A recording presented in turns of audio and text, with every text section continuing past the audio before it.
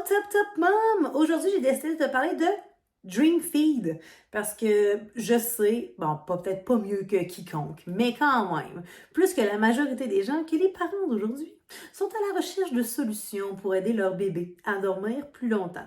Je te dirais même qu'en tant que parent, on cherche le truc, la machine, le bruit blanc qui va faire que ton enfant va dormir des plus longs stretches. Je te file et c'est normal. Et pourquoi j'ai décidé de te parler de Dream Feed? C'est parce que souvent, on a entendu la fausse croyance de dire « Ah, tu vas voir, quand il aura plus faim la nuit, il va dormir plus longtemps. » Ou encore « Tu devrais intégrer des céréales à son alimentation. Comme ça, il va moins se réveiller la nuit. » Erreur, Suzanne.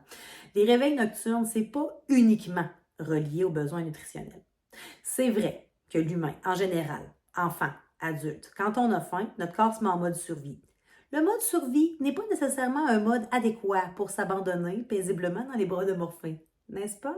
Donc oui, il y a une partie des réveils nocturnes qui peuvent s'expliquer par des besoins nutritionnels. Mais on a aussi, depuis des années, quelques années, pas des années, quelques années, constaté que les réveils nocturnes d'un bébé, c'était pas uniquement relié à des besoins nutritionnels. C'est relié à des besoins de proximité, de réconfort, de chaleur, de mouvement. Bref, il y a plein de raisons qui peuvent expliquer qu'un bébé se réveille la nuit. Oui, la faim en fait partie, mais ce n'est pas que la faim qui réveille un enfant. Et même si le Dream Feed ne fait pas partie de la philosophie bédéno-urbaine, je me plais à dire que j'aime ça t'expliquer des concepts, même si ça ne fait pas partie de l'approche bédéno-urbaine en soi. Si ça fonctionne pour un, c'est que ça fonctionne pour deux. Puis peut-être que pour ton enfant, le Dream Feed est une option. Donc, l'idée n'est pas de partir un débat si c'est bon ou pas. Si c'est bon pour toi, c'est bon pour toi. Ton babe, ton motherhood, tes choix. Donc, comme je le disais d'entrée de jeu, ça fait pas des années qu'on a arrêté de considérer le bébé humain comme un petit humain adulte. Okay? Là, on a des connaissances maintenant suffisantes pour reconnaître qu'un bébé n'est pas un petit humain adulte, mais bien un bébé humain. C'est pour ça qu'on a commencé à parler de besoin de réconfort la nuit d'ailleurs. On a compris que finalement, le rôle de parent n'était pas juste de nourrir un enfant. Thank you, Dr. Bowlby. Et là, si je te parle davantage du Dream Feed, j'ai cherché longtemps sur les internets une traduction pour éviter l'anglicisme du Dream Feed et je n'en ai pas trouvé. Donc, j'ai décidé de faire une traduction libre et j'ai appelé ça un snack de lait passif. Parce qu'en fait, c'est exactement ça. Le Dream Feed, c'est un boire qui va s'installer entre 22h et minuit ou après le premier stretch de 2-3 heures de sommeil de ton enfant. Et puis, tu vas nourrir ton enfant endormi pour t'assurer que par la suite, il soit capable de faire un plus long stretch. Donc, je le répète, c'est pas nécessaire, ça fonctionne pas pour tous les bébés, mais ça peut être une solution pour toi, du moins, moi, je l'essayerai. Parce que quand on te donne un conseil sommeil, en fait, la réalité, c'est que tu devrais toujours l'essayer. Minimalement sur 3, 4, 5 jours. Bon, sauf si c'est dangereux et c'est pas sécuritaire, bien entendu. Là, je veux dire, on relativise tout conseil. Mais si ça fonctionne pour un, ça fonctionne pour deux. Donc, tu pourrais effectivement essayer le Dream Feed, voir si c'est une solution pour ton bébé et pour toi.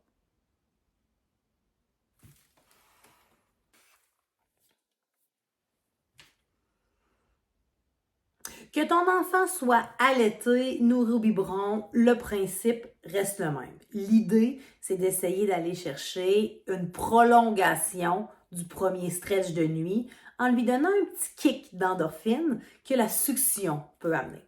Et pourquoi on ne parle pas de Dream Feed dans la philosophie bédéno-urbaine? La raison est très simple, c'est que réveiller un humain qui dort dans la physiologie du sommeil, ça fait aucun sens. Alors, si vos bébés écoutent en ce moment la vidéo, ce serait important qu'eux aussi en prennent note. C'est une blague. Mais l'idée, en général, avec la philosophie bédéno-urbaine, c'est de toujours répondre aux besoins de l'enfant, mais toujours intervenir le moins possible. En fait, ça se retrouve dans un principe qui s'appelle le développement proximal si tu veux faire tes propres recherches sur les internets. Fait que ça ne veut pas dire que c'est mauvais parce qu'on n'en parle pas. Ça veut juste dire que réveiller un humain pour lui donner un petit snack de lait, je trouve qu'on revient au principe qu'effectivement, les réveils nocturnes ou les réveils des enfants sont uniquement reliés à des besoins nutritionnels. Donc, c'est pour ça qu'on en parle peu ou on n'en parle pas du tout. Mais là, comme il y a une vidéo YouTube là-dessus, on va dire qu'on en parle peu. Et au risque de me répéter, je ne suis pas, ou la philosophie Beden-Urbaine n'est pas contre le Dream Feed. Il ne fait pas partie de notre philosophie. Mais la preuve que je ne suis pas contre le Dream Feed, c'est que je suis en train justement de t'enregistrer une vidéo sur le sujet. Là. Deuxièmement, ce que je trouve qui fait aucun sens avec le Dream Feed, c'est de nourrir un enfant ou de nourrir un humain qui n'a pas nécessairement faim. Tu sais, je veux dire, toi, à minuit, est-ce que tu serais prêt que je te réveille, même si c'est pour manger des sushis ou ta pizza préférée? Je veux dire, c'est contre-productif que de vouloir nourrir un humain qui n'a pas nécessairement faim. Puis là, en plus, je rajoute une coche au-dessus. On semi-réveille un enfant, ou du moins on le sort de son sommeil, de sa bassinette, de son environnement de sommeil, pour lui donner un petit coup de lait, puis après ça, on va lui demander de se rendormir. Il semble que vite de même, on serait mieux de le laisser dormir. Mais ceci, je le répète, est mon humble avis. Et là, aussi, je tiens à préciser que le Dream Feed, c'est pas pour éliminer des réveils nocturnes, mais s'assurer qu'il y a un plus long stretch de nuit quand toi, tu vas te coucher. Donc, le Dream Feed n'est pas nécessairement utile pour éliminer les boires de nuit. Il peut être une bonne pratique pour espacer les boires de nuit. Recule, répète, assimile. Et là, une information d'entrée de jeu que j'aurais dû mettre dans les premières secondes de la vidéo. Je ne suis pas docteur en médecine, donc avant de modifier l'horaire d'alimentation ou la façon dont tu alimentes ton enfant, tu devrais effectivement demander à un professionnel de la santé parce qu'on ne veut pas nuire à son bon développement, bien entendu. Et oui, je t'entends me chuchoter à l'oreille, mais que c'est peut-être un excellent moyen pour augmenter l'apport de lait pour les bébés qui sont très curieux et qui ont de la difficulté à boire en journée, ou encore les bébés qui sont à faible poids. Donc oui, le Dream Feed est effectivement une solution. C'est juste que ce n'est pas une solution miraculeuse qui fonctionne pour tous les bébés. Elle est là, la nuance. Et là, tu le sais, la philosophie Beden-Urbaine n'est pas là pour te dire quoi faire, ne quoi pas faire, mais bien pour t'aider à vivre ton best motherhood. Donc, voici 5 trucs que tu devrais savoir si tu veux intégrer le Dream Feed dans ta routine. Conseil numéro 1. Habituellement, on peut intégrer le Dream Feed à partir de 4 semaines de vie. Et habituellement, aux alentours de 9 mois, possible que ton enfant n'en ait plus besoin avant, mais c'est environ aux alentours de, c'est assez approximatif, n'est-ce pas, de 9 mois que ton bébé pourrait se sevrer par lui-même ou n'aurait plus besoin de ce fameux Dream Feed. Conseil numéro 2, effectivement, le moment du Dream Feed serait un excellent timing pour faire un changement de couche. Conseil numéro 3, pour que le Dream Feed soit efficace, il faut que ce soit un vrai boire. Donc, pour éviter que ce soit juste une collation de lait, mais que ce soit un repas de lait, c'est possible que tu doives un peu réveiller ton enfant. Et là, c'est là que la philosophie Beden-Urbaine trouve que ça va à l'encontre du sommeil de l'humain, de réveiller un humain pour lui demander de mieux se rendormir par la suite. Mais c'est mon humble avis. C'est vraiment mon humble avis. You do you, boo-boo.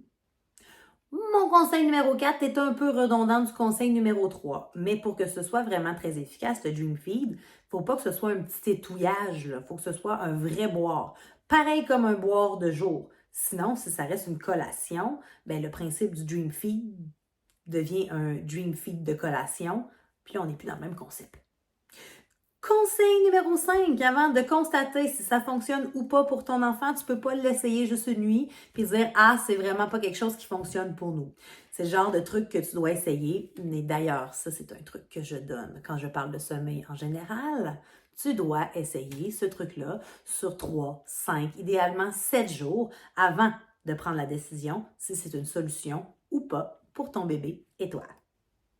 Donc, finalement, c'est possible que le Dream Feed soit un life changer, comme c'est possible que ça modifie absolument rien dans les habitudes de sommeil de ton enfant. C'est un peu comme l'autonomie du sommeil. Le Dream Feed reste un outil sommeil parmi tant d'autres. Il y a des enfants qui ont besoin de ça, puis il y a des enfants qui ne seront pas réceptifs du tout. Ça reste que, malgré tout, c'est un outil sommeil que tu pourrais intégrer dans ta routine si le cœur t'en dit. Donc, si jamais tu décides de l'intégrer dans la routine, je t'invite à me laisser en commentaire comment ça a fonctionné pour toi. Je t'invite aussi à activer la clochette de notification, à t'abonner à la chaîne Bedaine Urbaine pour ne rien manquer des miracles du sommeil. Je te dis à très bientôt, Top Top Mom!